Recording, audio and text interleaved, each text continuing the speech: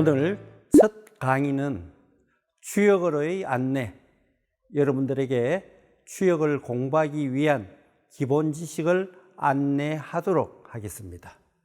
여러분, 추역을 알기 위해서 제일 먼저 알아야 할 것이 무엇이죠? 추역이란 글자의 뜻일 것입니다. 첫 번째는 추역의 주자에 관해서 살펴보도록 하겠습니다. 우선 이 글자는 주나라라고 할 때의 주자이기도 합니다. 또 다른 한 가지 견해는 두루 보편적이라는 뜻을 가진 주자로 보았습니다. 이 두 가지 의견 중에서 주로 주나라 주자로 많이 이해되고 있습니다. 다음으로 추역의 역자를 살펴보도록 하겠습니다. 가장 많이 따르는 학설은 이 역자가 도마뱀을 본뜬 상형 문자라는 것입니다. 여러분, 도마뱀 하면 무엇이 떠오르죠? 색깔을 자유자재로 바꾸는 등 변신에 매우 능한 동물입니다.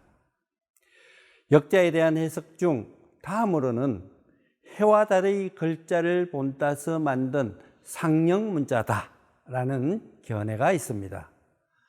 위는 해의 모양을 본뜨고 아래는 달의 모양을 상징하는 상형 문자인 것이죠.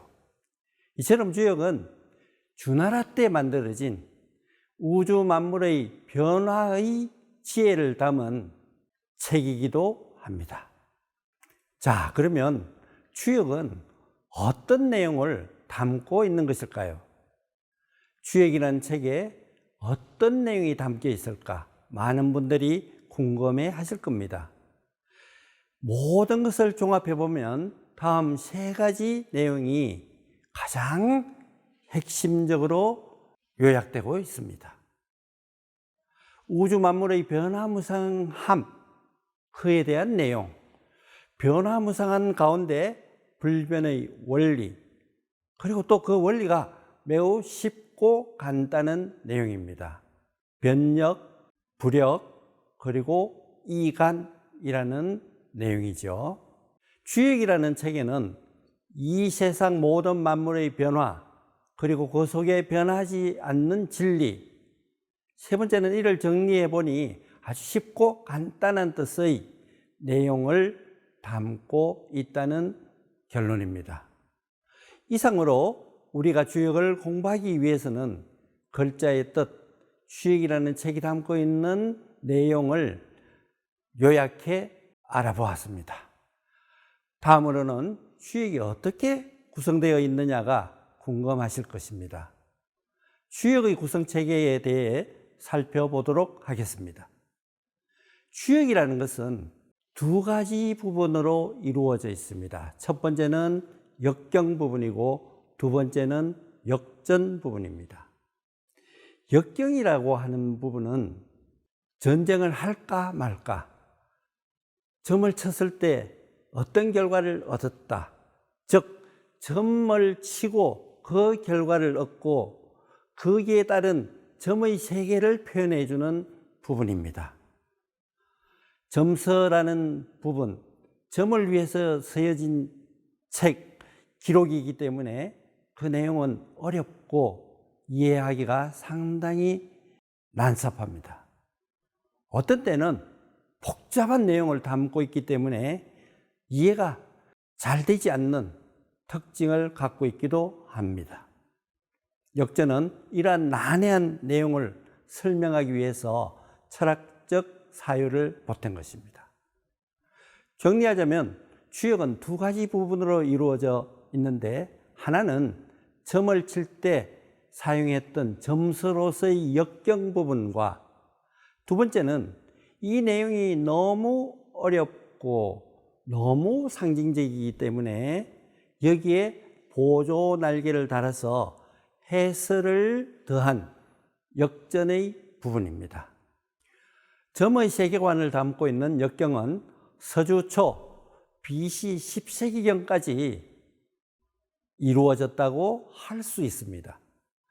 또한 여기에 보조날개, 즉 해설의 의미를 담고 철학적 세계의 의미를 담고 있는 역전 부분은 공자에서부터 전국시대 말 한나라 초기까지 이루어졌다고 볼 수 있습니다. 이처럼 주역이라는 책은 약 1000년에 걸쳐서 성립된 것이며 복잡하고도 다양한 사상이 섞여 있다고 말씀드릴 수 있겠습니다. 자, 그러면 보다 구체적으로 역경과 역전은 어떻게 구성되어 있을까요? 먼저 역경의 구조를 살펴보도록 하겠습니다. 점서로서의 역경은 4가지 부분으로 이루어져 있습니다. 괴상, 괴명, 괴사, 효사입니다. 근괴의 경우를 예로 들면 우선 근괴의 모양이 있겠죠. 6개의 양효로 이루어져 있는 모양입니다. 이것이 바로 괴상입니다. 다음으로 이름이 있어야겠죠. 그래서 6효 이렇게만 할 수 없으니까 근괴라는 이름을 붙였습니다. 점을 쳤을 때 전체적으로 그 점이 어떤 의미를 갖느냐를 설명을 해야겠죠. 당신은 아주 좋은 운명을 타고났다. 혹은 당신은 아주 지금 위기에 처해 있다.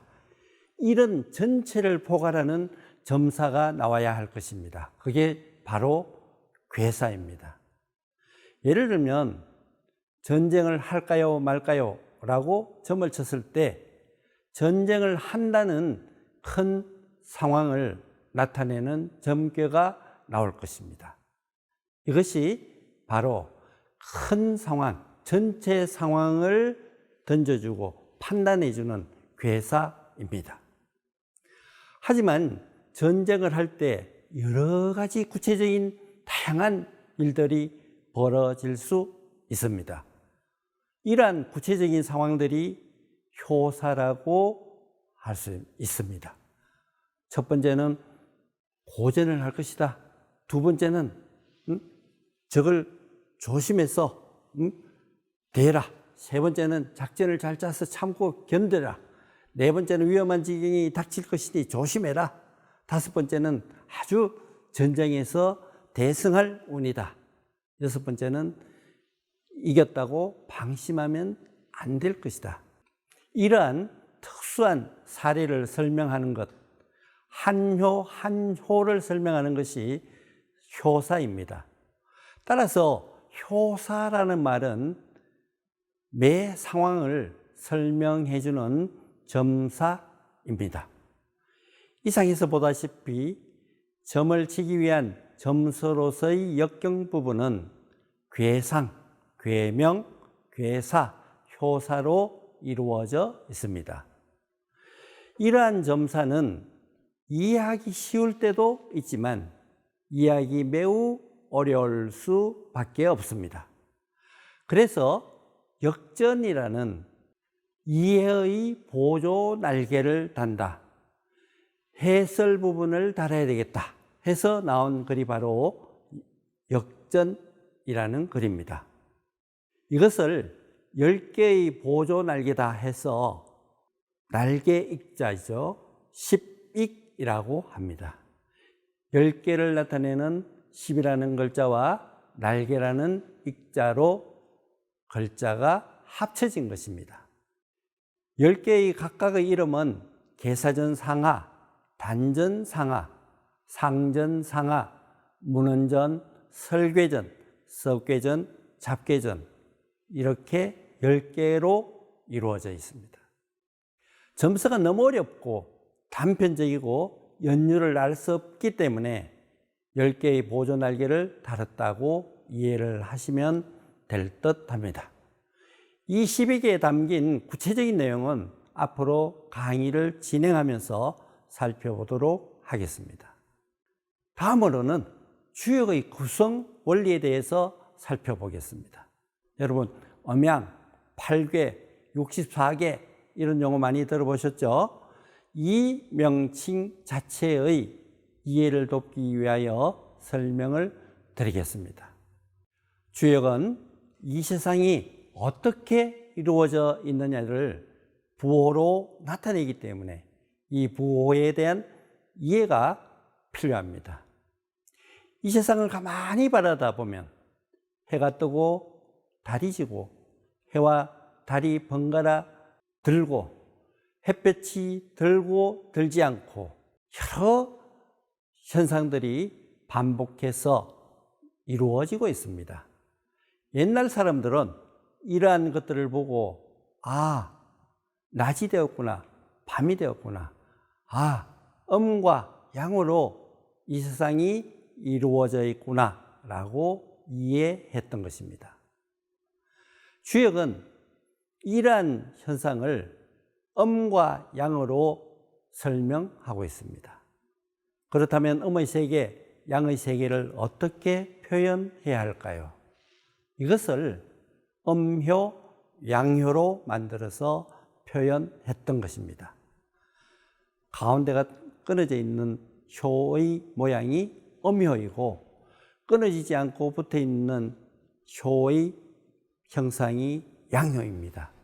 이러한 음효와 양효를 가지고 이 세상이 변하는 원리를 나타내게 되는 것입니다.